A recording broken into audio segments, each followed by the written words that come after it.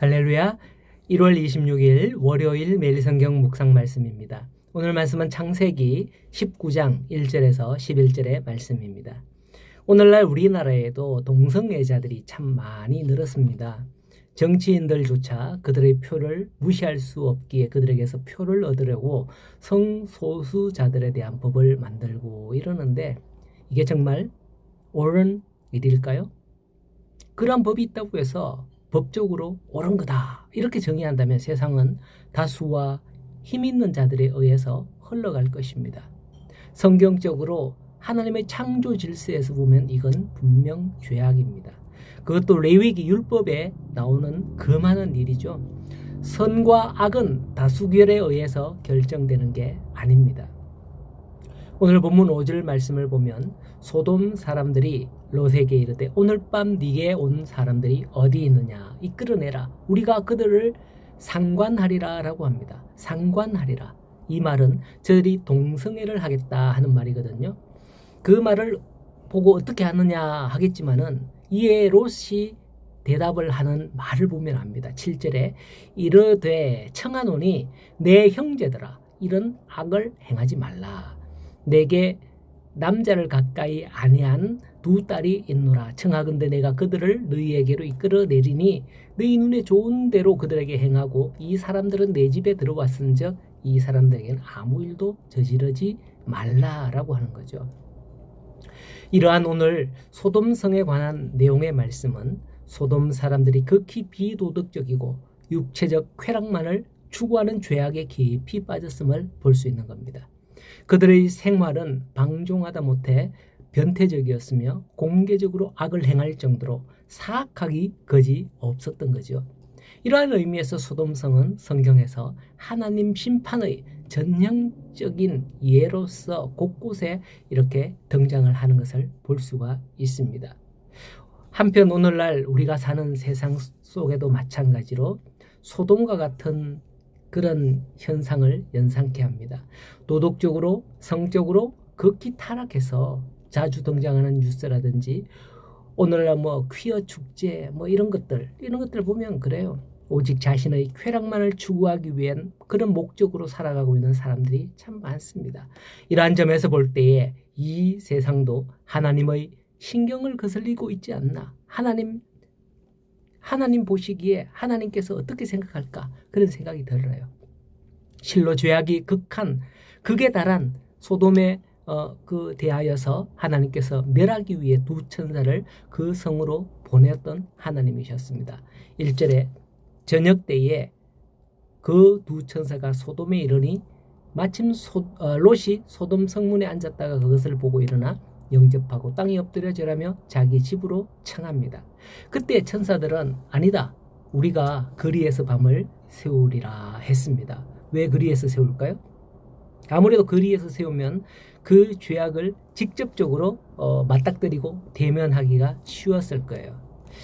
이 만일 롯의 간청에도 불구하고 하나님이 보낸 사람들이 거리에서 밤을 보냈다면 어찌 되었을까요? 상상하기도 힘든 고초를 겪었을지도 모릅니다. 물론 그들은 천사니까 그것을 모면할 수 있었겠지만 말이죠. 좌우지간 하나님은 세상의 악함이 하늘에 닿고 그 일로 인하여 하나님의 사람들이 박해를 당하게 될 때에 하나님의 심판은 시작된다는 것을 아셔야 합니다. 앞서도 말씀을 드렸습니다마는 하나님은 이미 그 모든 것을 다 알고 계시거든요. 하지만 하나님은 하나님의 사람을 보내시고 그들이 당하는 일을 통해서 그들의 죄악을 가늠해 보시고는 이제 심판할 때가 되었다라고 하시고 움직이시는 겁니다.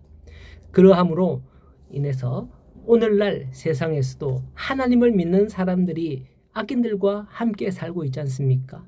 이러한 가운데 세상의 죄악으로 하나님의 사람들이 박해를 당할 때에 하나님은 그들을 심판하실 때가 가까이 왔구나 하시는 거예요. 우리는 그것을 알고 우리는 하나님께 기도하며 인내해야 할 겁니다. 하나님은 우리를 잣대로 사용하거든요. 그렇기 때문에 거기서 우리가 세상에서 고통을 당하는 것 이런 것 하나님께서 다 보신다는 거죠. 언제까지 기다려야 할까? 언제 심판을 할까? 이런 것들을 아실 거단 말이죠. 그걸 우리를 통해서 잣대를 사용하기 때문에 우리가 그 속에서 잠시 고난을 당할 수도 있다라는 것을 유념해야 될 겁니다. 분명한 것은 죄는 타협으로 해결할 수 없습니다.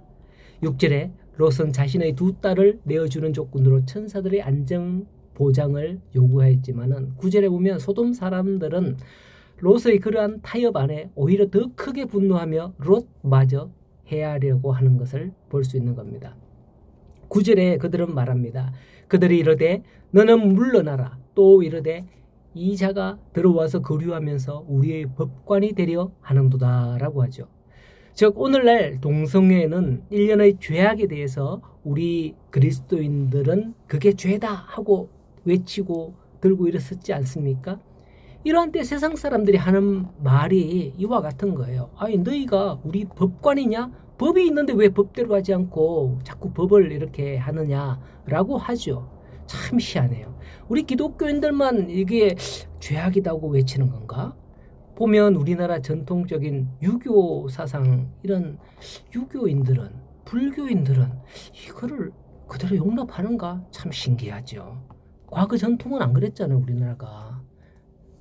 어쨌든 또 많은 사람들은 들고 일어나서 대규모 시위를 하고 이렇게 하는데 계속해서 구절을 보면 그들이 롯을 밀치며 가까이 가서 그 문을 부수려 하고 무력 시위를 하는 걸 볼 수 있습니다. 자기들의 뜻을 관철시키려고 어떤 수단과 방법도 스스럼없이 해가려 하는 것을 볼 수 있다는 거죠. 이러한 일련의 모든 일들을 보면 작금에 일어나는 이 세상의 일들과 어찌 이리 비슷한지 모르겠습니다. 우리 그리스도인들은 세상의 빛과 소금으로서 이 어두운 세상에 하나님의 잣대입니다. 이러한 성도들마다 타협하고 무너진다면 세상은 더 이상 희망이 없습니다. 오늘도 바로 여러분들로 인해서 여러분들이 속한 공동체가 온전하게 세워지기를 원하며 여러분들이 내미는 손으로 인해서 하나님의 긍휼을 입기를 소원합니다. 하나님의 그 모든 일들을 보는 안목을 가지고 이게 하나님의 뜻이구나. 하나님의 사람이구나. 안목을 가진 그런 성도로서 오늘도 하루를 살아가게 되는 귀한 삶을 살게 되기를 그리고 여러분들 때문에 세상이 조금이나마 더 깨끗해지기를 간절히 소원하고 축복합니다.